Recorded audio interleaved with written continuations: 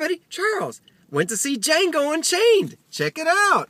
It's a spaghetti western done by Quentin Tarantino in the typical Quentin Tarantino style. There is lots of violence, and there's that classic Quentin Tarantino dialogue that you've come to appreciate.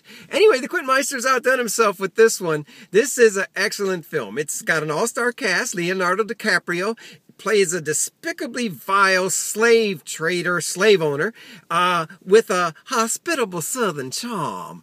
And this guy is the devil meets Scarlett O'Hara. And also Samuel L. Jackson, who's even more despicable as DiCaprio's head servant.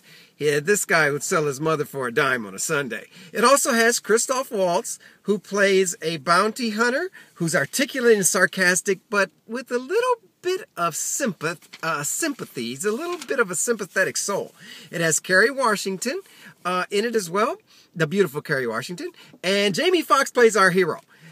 He's bold, brash, brave, courageous. He's a heroic, cool as a cucumber, unmoving, larger than life, epic Billy Badass type, who is the most likable cowboy hero since Clint Eastwood. He even has a couple of catchphrases in it, like it's the D is silent, and what's the other one? Say goodbye to Miss Lorley. Love that part. Love that part in the movie. I'm not giving it away, though. I'm not going to give the movie away. I just tell you those couple lines.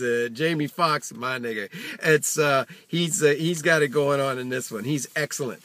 The music is there's some of the music is done by Ennio Morricone, who did scores for a number of spaghetti westerns. The list is long. I'll just name a few of them: The Good, the Bad, the Ugly, Once Upon a Time in the West, and of course the song "The Braying Mule" from Two Mules for Sister Sarah is actually in this film, which I love that music goes so well with the typical spaghetti westerns. It even has the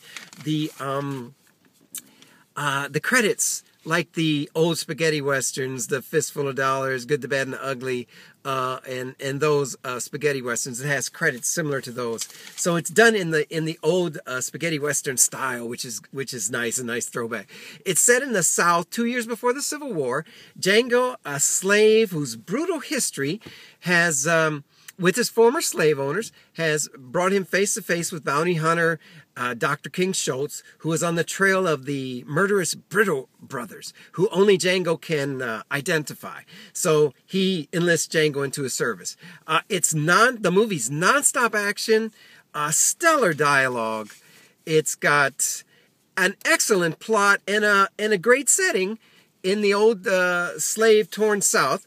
And it has characters aplenty, that's for sure. There's even a character in this movie that's a Colonel Sanders lookalike.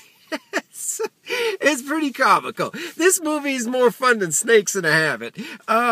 It's more fun than a drunk at church or gators in the pool. If you're offended by the N-word, even used in this proper context as they used it back in the old slave days, then check it out.